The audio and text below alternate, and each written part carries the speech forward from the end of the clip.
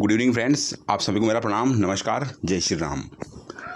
तो इस वीडियो में हम लोग बात करेंगे कि क्या संशोधित परिणाम जारी होगा रीट का और पशुधन सहायक की तरह जारी होगा परिणाम। तो इन सब चीज़ों के बारे में हम लोग बात करेंगे। आगे बढ़ने से पहले बता दूं कि मैंने आपकी सुविधा के लिए एक टेलीग्राम ग्रुप बना रखा है, जिसका लिंक मैंने डिस्क्रिप्शन बॉक्स में दे रखा है। उस ग्रुप में आपको जितने भी वैकेंसीज है रीट लेवल 1 की जो कोर्ट में मैटर चल रहा है ये, और साथ ही करंट अफेयर और राजस्थान की सारी वैकेंसियों की अपडेट मिलेगी। तो आप चाहो तो मेरा टेलीग्राम ग्रुप ज्वाइन कर सकते हो, लिंक डिस्क्रिप्शन बॉक्स में है। ठीक है फ्रेंड्स, और आपको मेरी दी हुई जानकारी अच्छी लगे तो प्लीज़ चैनल को जरूर सब्सक्राइब करना और वीडियो को लाइक करना। हम बढ़ते आगे। तो फ्रेंड्स, ये तो कंफर्म हो चुका कि जो ज्वाइनिंग वाला प्रोसेस था या जो भर्ती थी रीट की लेवल 1 की, उसके ऊपर पूरी तरह से स्टे आ चुका है। ठीक है, आपको सब कुछ के बारे में पता है। तो आगे क्या क्या संभावना है, क्या क्या हो सकता है, इसके बारे में हम लोग बात करेंगे। पशुधन सहायक की जो भर्ती थी वो 2022 की थी। उसके बाद में कुछ लोगों ने उसमें आंसर की को लेकर के कोर्ट में ऑब्जेक्शन किया। सिंगल बेंच में वो जीते, उसके बाद में डीवी में भी जीते और सुप्रीम कोर्ट में भी जीते। अब माननीय उच्चतम न्यायालय ने आदेश दिया कि भाई आप इसका संशोधित परिणाम जारी करो, और अगर जो लोगों ने याचिका लगाई है, अगर ये लोग मेरिट लिस्ट में आते हैं तो इनको आप ज्वाइनिंग दो। और उससे क्या हुआ कि 52 लोग थे, जो रिवाइज रिजल्ट आया उसमें परिणाम से वो बाहर हो गए, यानी कि मेरिट लिस्ट से बाहर हो गए 52 लोग जब संशोधित परिणाम जारी किया। तो क्या ऐसा भी रीट में हो सकता है? तो बिल्कुल इसकी पूरी संभावना है। अगर संशोधित परिणाम जारी होता है तो आप समझ सकते हो कि कुछ भी हो सकता है, और संभावना पूरी है कि संशोधित परिणाम जारी 100% होगा, क्योंकि अधीनस्थ बोर्ड जो है अब सीटें नहीं बढ़ाएगा इस वैकेंसी में, और सरकार भी इस वैकेंसी में सीटें नहीं बढ़ाएंगी। बजाय इसके वो नए रिक्रूटमेंट या नई वैकेंसी निकालेंगे। सीटें बढ़ने की संभावना इसमें 0% है। जो मेरे पास इन्फॉर्मेशन है उसके बारे में आपको शेयर कर रहा हूँ। तो होगा क्या कि जो 22 क्वेश्चन के ऊपर माननीय न्यायालय में याचिका है लेवल 1 में, तो उसके बाद में ये होगा कि आपका मैटर जो है सुप्रीम कोर्ट तक जाएगा, ये कन्फर्म जाएगा। ये अधीनस्थ बोर्ड एक बार सिंगल बेंच में हारेगा, हारने के बाद में उसको चैलेंज करेगा डीवी में।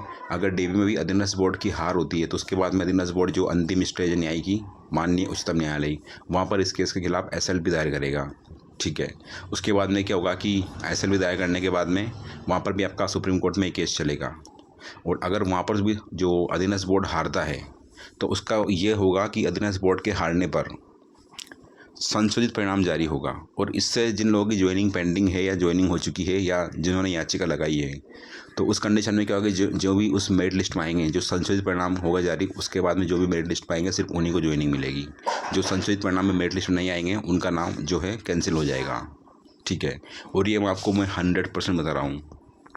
पहले ये था कि जिन लोगों ने याचिका लगाई है बस उन्हीं का ज्वाइनिंग होगी, बाकी की नहीं होगी। पहला ऐसा था, लेकिन अब माननीय उच्चतम न्यायालय ने जो आदेश दिया है उसके अनुसार, तो फ्रेंड्स, इस बात की पूरी संभावना है कि अब संशोधित परिणाम केवल याचिकाकर्ताओं नहीं बल्कि सभी का जारी होने की संभावना है। ठीक है, क्योंकि जो इफेक्ट पड़ेगा इसके ऊपर से सभी के ऊपर इफेक्ट पड़ेगा। और जिन लोगों की ज्वाइनिंग पेंडिंग है, संभावना ये है कि अगर ऐसा कुछ होता है, सुप्रीम कोर्ट तक मैटर जाता है ये, तो डेफिनेटली वहाँ से भी अगर रिवाइज रिजल्ट के आदेश मिलते हैं तो जिन लोगों ने याचिका लगाई है और जिन्होंने नहीं लगाई है, संभावना ये लग रही है कि सभी का रिवाइज परिणाम जारी होने की संभावना है। और उस जो दोबारा मेरिट लिस्ट आएगी उसमें जिसका सिलेक्शन होगा बस उन्हीं की ज्वाइनिंग होगी, और की ज्वाइनिंग होने की संभावना बहुत कम है। क्योंकि जो LSA है, यानी कि लाइव स्टॉक असिस्टेंट पशुधन सहायक, उस भर्ती में जब संशोधित परिणाम जारी किया गया तो न केवल उन लोगों का परिणाम जारी हुआ जिन्होंने याचिका लगाई थी, बल्कि सभी लोगों का परिणाम जारी हुआ उसमें। और उसके बाद में जो परिणाम जारी हुआ आंसर की को लेकर के 52 लोग जो है चयन प्रक्रिया से बाहर हो गए। मतलब 52 लोगों को ज्वाइनिंग के लिए तैयार कर लिया था, और बोर्ड ने भी उनकी अभिशंसा जो है पशु विभाग के पास में भेज दी थी।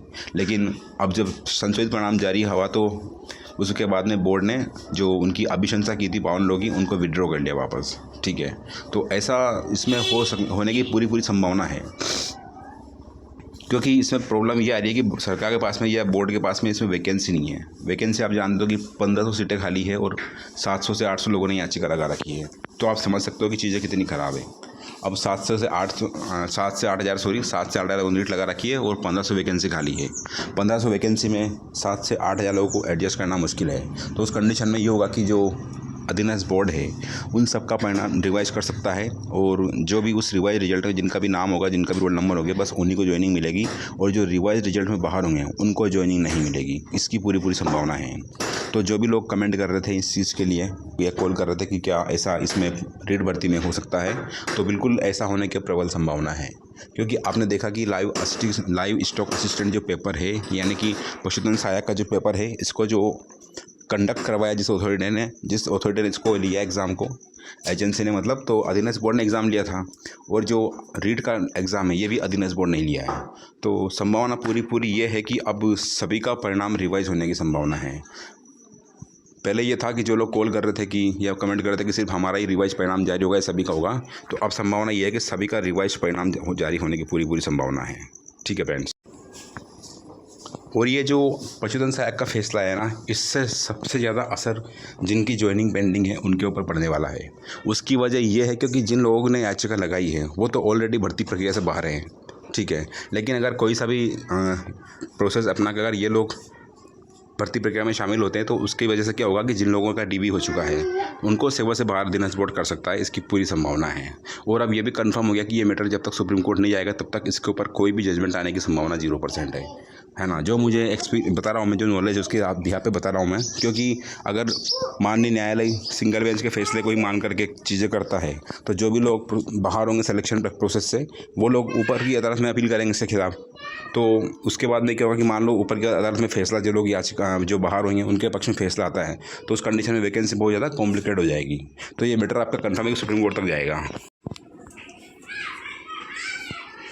आप समझ सकते हो फ्रेंड्स, अगर अधीनस्थ बोर्ड चाहता तो जो सिंगल बेंच में फैसला आया तो उसको मान करके ही जिन लोगों सिलेक्शन प्रोसेस से बाहर हुए थे उनको ज्वाइनिंग कैंसिल करके, और जिनको ज्वाइनिंग के लिए मतलब जो मेरिट लिस्ट में आए तो उनको ज्वाइनिंग दे सकता था।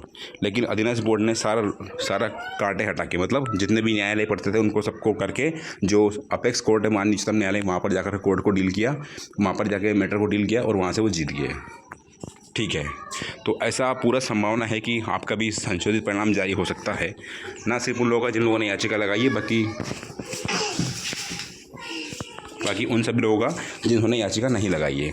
और जो भी अपडेट होगी मैं बता दूंगा मैं। बट जो लोग कमेंट कर रहे थे कि क्या सभी का संशोधित परिणाम जारी होगा, तो बिल्कुल संभावना है, सभी का संशोधित परिणाम जारी होने की पूरी संभावना है। ठीक है फ्रेंड्स। तो उम्मीद करता हूँ जो लोग बोल रहे थे उनको मैंने अपना जवाब दे दिया है कि सभी का संशोधित परिणाम जारी होगा, या फिर जिन लोगों ने याचिका लगाई उन्हीं का। तो संभावना ये है कि सभी का संशोधित परिणाम जारी होने की पूरी संभावना है। ठीक है फ्रेंड्स। तो फिलहाल के लिए इतना ही, मिलते हैं नेक्स्ट वीडियो में। अगर आपको मेरी दी हुई जानकारी अच्छी लगे तो प्लीज़ चैनल को जरूर सब्सक्राइब करना और वीडियो को लाइक करना। आपकी सुविधा के लिए मैंने एक टेलीग्राम ग्रुप बना रखा है जिसका लिंक मैंने डिस्क्रिप्शन बॉक्स में दे रखा है, आप चाहो तो मेरा टेलीग्राम ग्रुप ज्वाइन कर सकते हो। फिलहाल के लिए इतना ही, मिलते हैं नेक्स्ट वीडियो में।